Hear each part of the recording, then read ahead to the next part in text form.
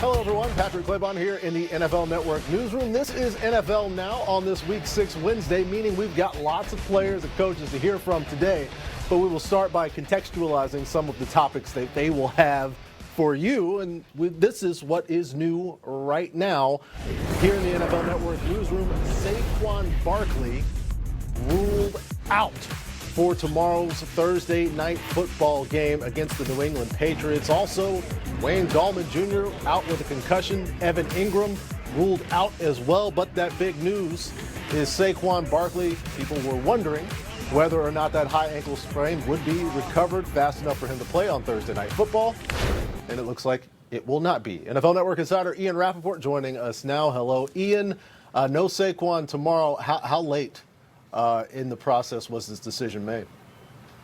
Well, it sounded like this was the Giants erring on the side of caution. We've seen Saquon Barkley run around at practice. We've seen him cut.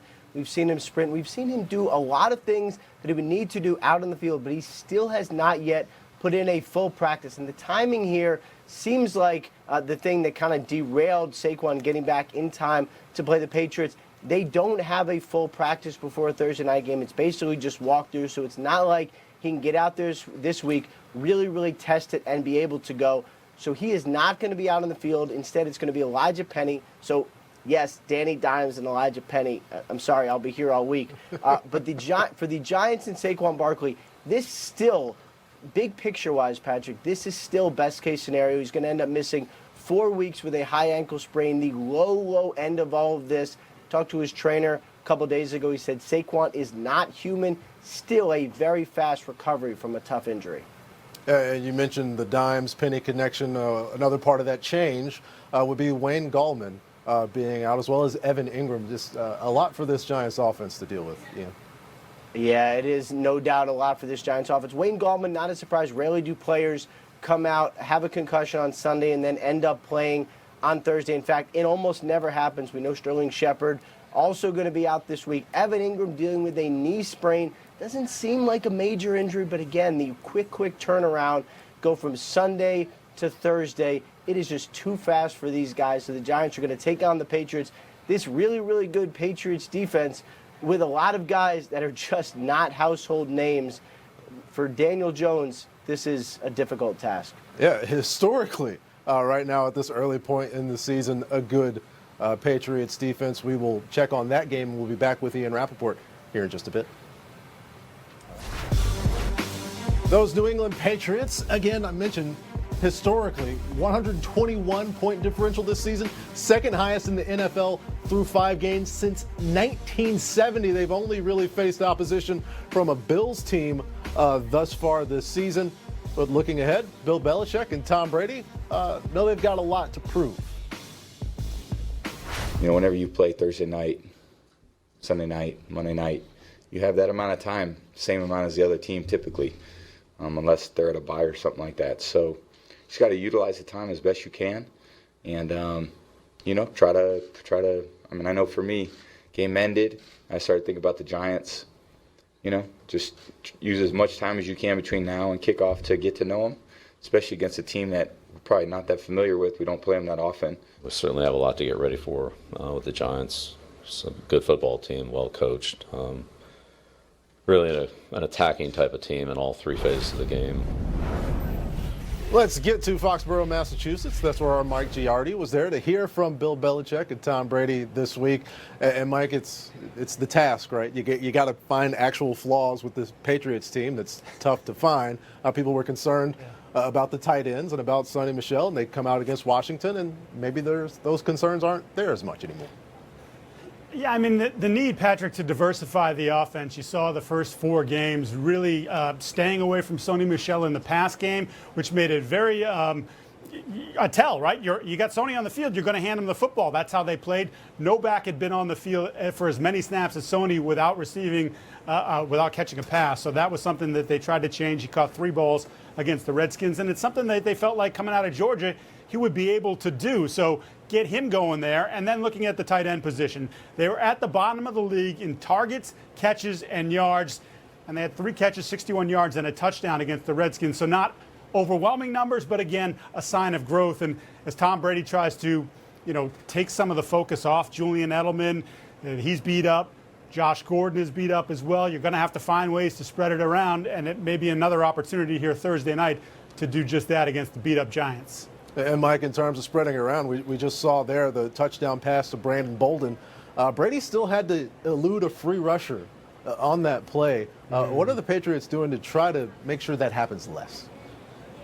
Well, I think when you look at what's happened to them, Patrick, over the last couple weeks and some of their struggles offensively, again, not good in the second half against the Jets, struggled all game long against a very good Bills defense, and then struggled in the first half against the Redskins. It's largely on the offensive line. They're just not getting consistent pressure or consistent push in the run game, and that's to be expected. Your starting center and one of your captains, David Andrews, out for the season with the blood clot in his lungs. He's been replaced by the capable Teddy Karras, but Karras not as athletic as Andrews is, and I think that's led to some problems. And then Marshall Newhouse, who was signed off the street a few weeks ago, he's been your starting left tackle in place of Isaiah Wynn, their first-round pick from a couple weeks ago, Wynn on the IR with the turf toe. They expect him to be back, and I expect when he is back, he'll go in there, and that'll upgrade the offensive line's athleticism, and I think you'll see a better unit in the second half of the season. And they need it. Brady got sacked a couple times on three-man rushes, and it wasn't, because he held the ball for 6 or 7 seconds. It happened quick. That just can't happen when you have a 42-year-old quarterback back there. 42-year-old quarterback, and in fact, his shoulder pads that he got his redshirt freshman year at Michigan actually older than the quarterback that's going to be on the other team that they're playing tomorrow night. So something to look ahead to. Bubble gum, Patriots. Yeah. Wire, keep them together. Yeah. Make sure that he stays upright. Even though he's 42 years old, still pretty good at playing the game of football. Thanks to Mike Giardi there in Foxborough. That is the game. The Giants and the Patriots tomorrow at 8 o'clock Eastern. Coverage starts with NFL Game Day kickoff at 6 p.m. Eastern Time right here on NFL Network. You can see the game on NFL Network, Fox, and Amazon Prime Video. New right now news coming into the NFL Network newsroom. This with regards to Washington's quarterback situation. Ian, what can you tell us about Case Keenum? The Washington Redskins are expected to start Case Keenum back in as the starter, sources say, assuming his foot injury is okay. Remember, he's been in and out of practice on this injury report with a foot injury. If it is good to go, then Case Keenum is good to go as the starter, which means a couple things. First of all, it is confirmation of what interim coach Bill Callahan said a couple days ago, which was that first-round pick Dwayne Haskins was not an option to start. It also means that Colt McCoy, who came in, started last week, he is also heading back to the bench. And this is all interesting because basically Colt McCoy was Jay Gruden's guy. Now Bill Callahan, the interim, comes in, and the first thing he does is take the guy that Jay Gruden sort of championed and put him to the bench, Case Keenum, back in as the starter in Washington. I have to expect we might see more starting quarterbacks in Washington as the season continues. Let's go to a team that's had different starters for different reasons, the Pittsburgh Steelers. How's Mason Rudolph doing, Ian?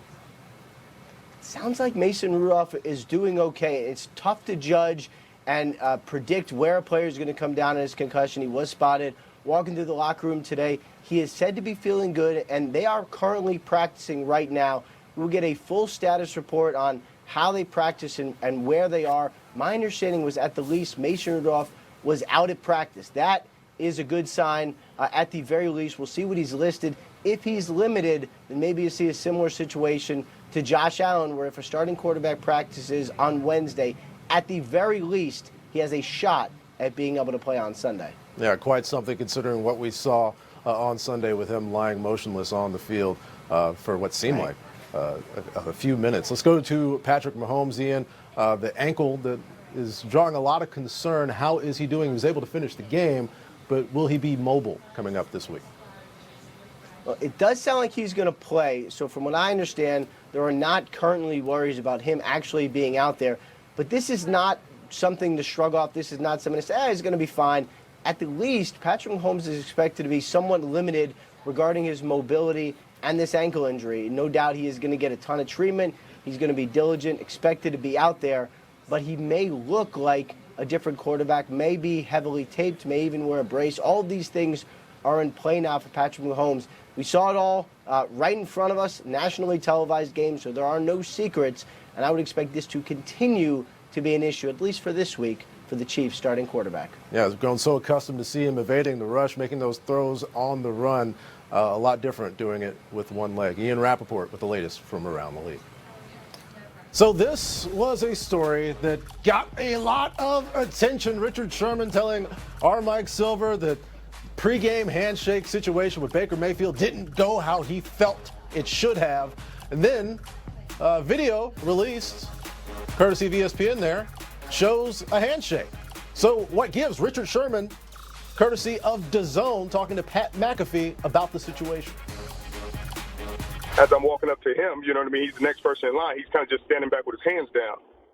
And I'm like, and it's happening faster than you think it's happening. It's football. You always think everything's happening slow-mo. So, he doesn't take a step. He doesn't look to move up. So I put my hand out, just out of courtesy. And he gives me a little petty slap on the hand. And I took it as disrespect because the way he was standing back, he wasn't walking up and approaching like everybody else. So I was like, okay. And I already felt some type of way at the beginning, so it kind of reinforced what I felt. It's definitely my bad. I never want anybody to have to deal with that they didn't do, And so, the questions that he's going to get and the annoying nonsense questions about some stuff that happened in a game that's already been done, sure, he'll get an apology for that. I'll probably reach out to him via text or social media to actually get a hold of him and talk to him in person. On the phone. But yeah, because that sucks. But first off, that was a great name y'all came up with, like Dapgate. I was crying laughing. But yeah, he definitely deserves an apology, and that's my bad on that. We can all laugh about it. Our great national crisis is over. Meanwhile, the 49ers have their flag planted atop the NFC West. Can it last against the Rams? We got live reports.